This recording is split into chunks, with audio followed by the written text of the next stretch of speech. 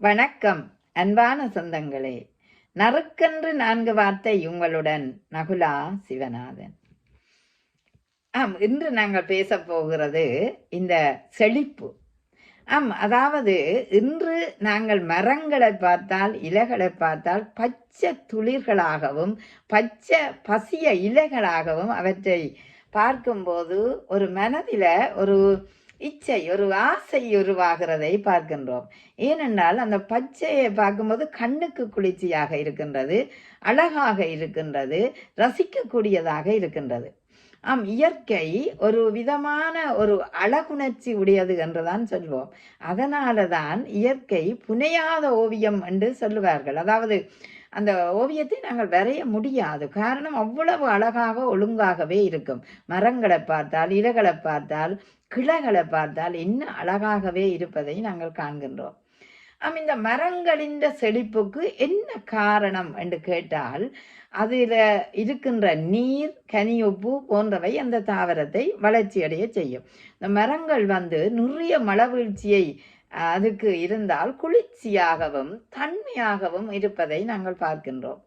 அந்த மரங்களை எங்கள் வாழ்வியலோடு நாங்கள் ஒப்பிட்டு பார்த்தோமானால், அதாவது எங்களோட வாழ்வியலுக்கும் என்ன தேவை, எங்களுக்கு ஒரு மனமானது மகிழ்ச்சியுடையதாக இருக்க வேண்டும். எப்படி மகிழ்ச்சி வரும்? எல்லா நேரம் மகிழ்ச்சி வருமா என்ற ஒரு கேள்வி இருக்கின்றான். ஆமாம், அந்த மகிழ்ச்சி எப்படி என்றால் அகத்தில நல்ல எண்ணங்கள், நல்ல செயற்பாடுகள் எங்களை மகிழ்விக்கக்கூடியதாக இருக்கும். நீங்க பாருங்கள், ஒரு ஆத்ம திருப்தி உள்ள ஒரு விடயத்தை நீங்கள் ஆற்றும் போது உங்களுக்கு அகமகிழ்வு தானாக வருகிறது. அப்ப ஒரு மனிதன் மகிழ்ச்சிக்கு காரணம் அவன் அகம் மலர்வாக இருக்க வேண்டும். அதாவது அந்த அகமானது குளிர்ச்சியாக, மகிழ்ச்சியாக, கவலைகளற்றதாக இருக்கும் போதுதான் அவன் ஒரு செழிப்புடையவன் ஆகிறான். அதற்காக கவலைகள் இல்லையோ என்ற ஒரு கேள்வி இருக்கிறது. கவலைகள் ஒவ்வொரு மனிதனுக்கும் வரும். அவை நீர்க்குமிழி போல் உடைய வேண்டும். அது எப்படி நீர்க்குமிழி போல் உடையும்? உங்களுக்கு நிறைய பிரச்சனை இருக்குது, இதனால் சதா கவலையே என்று நாங்கள் எண்ணிக்கொள்வோம். இந்த பிரச்சனைக்கும் ஒரு தீர்வு இருக்குந்தானே. அந்த பிரச்சனைக்கான தீர்வை காண செல்லும் போது கூட நாங்கள் முயற்சி, அதாவது இயங்கிக் கொண்டு இருக்கிறோம் என்றதுதானே அர்த்தம். வாழ்க்கையில தடை இல்லாமல், கவலை இல்லாமல் இருக்க முடியாது. ஓடும் பாதையை பாருங்கள், எத்தனை தடைகள் இருக்கும். மேடு பள்ளம் இருக்கும், கற்கள் குவிக்கப்பட்டு இருக்கும், அல்லது ஒரு வாகனம் போக முடியாத இடமாக திடீரென அடைக்கப்பட்டிருக்கும்.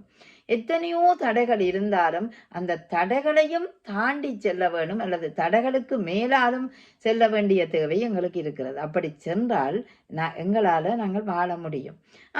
அதாவது செழிப்பு எடுத்துக்கொண்டோம் என்றால் எங்களோட இல்லற செழிப்பு, ஒரு மனிதன் மகிழ்ச்சி அத்தனையும் அவன் மனதில் தங்கி இருக்கிறது.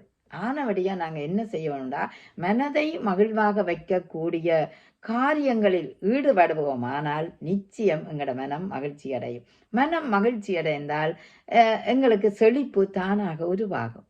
அகத்தின் அழகு முகத்தில் தெரியும். அதுபோல எங்களோட அகத்தின் குளிர்ச்சி முகத்தில் தெரியும் தானே. ஆகவே அகமகிழ்வோடும் ஆனந்தமாகவும் குதூகலமாகவும் இருக்க வேணும் என்றால் மனம் மகிழ்ச்சி அடைய வேணும். மகிழ்ச்சி இருக்குமாயின் சுறுசுறுப்பு, புத்துணர்வு, ஆனந்தம் எங்களோட மனதில் உருவாகும். இதனால் எந்த காரியத்தையும் நாங்கள் இலகுவாக செய்யலாம் அல்லவா?